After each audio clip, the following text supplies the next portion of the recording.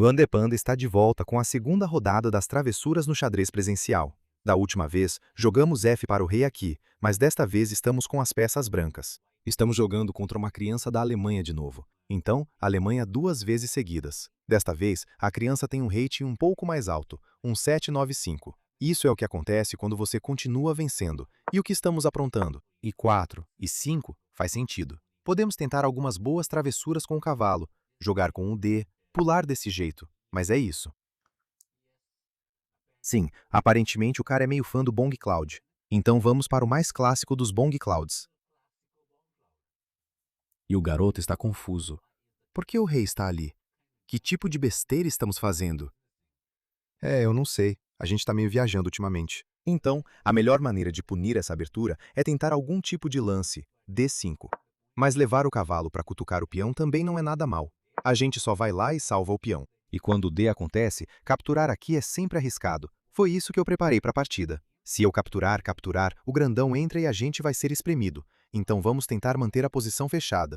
É assim que se faz. E agora um desenvolvimento simples. E o preto está meio que só esperando. Mas por algum motivo, acho que o garoto estava com medo de alguma peça aqui cravando o cavalo.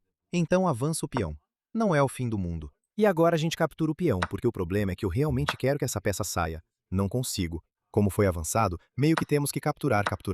E finalmente, nossas peças estão entrando devagar no jogo. Nosso plano é nunca, jamais voltar aqui, mas manter o rei aqui.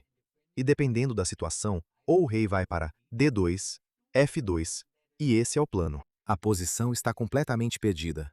O mano entra no jogo. A gente poderia ter pego o cavalinho, mas aí colocamos o rei aqui com a ideia de talvez trazer o grandão para cá, ou capturar aqui e trocar esse cavalinho por aquele cavalinho.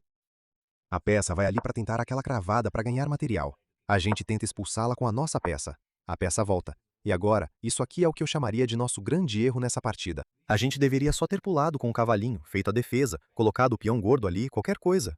Eu fui para a jogada do B, esperando que o gatinho não sacrificasse o cavalinho desse jeito. Explorar esse truque da cravada para ganhar, que é defendível. Mas aí vem um negócio de dama aqui, Rock. Esse pin nunca vai ser desfeito. E as pretas estão completamente dominando. Mas o garoto meio que amarelou e voltou, não sacrificou. Espera aí. Na verdade, o garoto nem voltou. Primeiro pegou a peça. A gente recaptura com o peão e depois vai para lá. E agora estamos felizes. Mesmo ainda estando com -2, pelo menos nosso cavalinho está vivo. Temos algum desenvolvimento das peças e podemos jogar xadrez. Então continuamos com as travessuras do cavalo. O roque é o caminho. Cara, nem dá para tropeçar aqui. O roque deveria ter sido o caminho, porque por algum motivo, o garoto tinha medo de que depois de B, o cavalinho fosse para onde fosse, o peão iria morrer. Mas depois da torre aqui, a quantidade de atividade que as pretas têm é insana. Mas o garoto estava com medo do peão morrer. Então mais um lance lento tentando evitar isso. Tanto o negócio do A quanto do H nos dão tempo para fazer o nosso chamado desenvolvimento. E a gente coloca a dama aqui com a ideia mais idiota da cidade, que é ir lá trocar as damas. Esse é todo o plano por trás do Bong Cloud. No primeiro jogo, você viu nosso tempo acima de 1 hora. Tempo de abertura abaixo de 40 minutos. Derrubar o garoto no tempo, trocar as damas. Essas são as duas principais estratégias dessa abertura idiota do torneio. Derrubar o garoto no tempo em uma partida clássica. E se as damas saírem do tabuleiro, é final de jogo.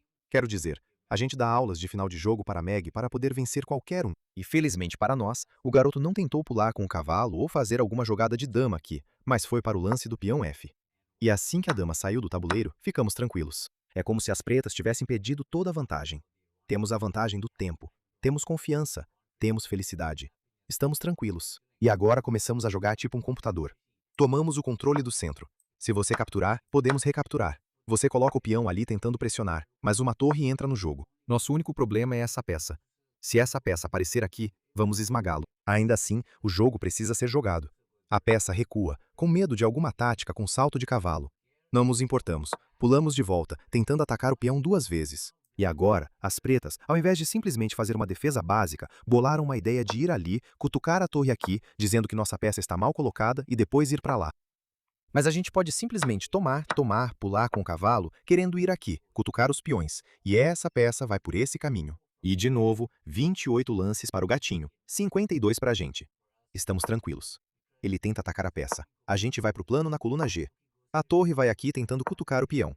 A gente salva. A peça recua. Eu não faço ideia do que foi isso, mas a gente nem liga. A gente simplesmente pula com o cavalo, cutucando o peão. Você tenta salvar o peão, a gente pula de novo. E assim, em poucos lances, a vantagem vai para mais 4. Como isso aconteceu?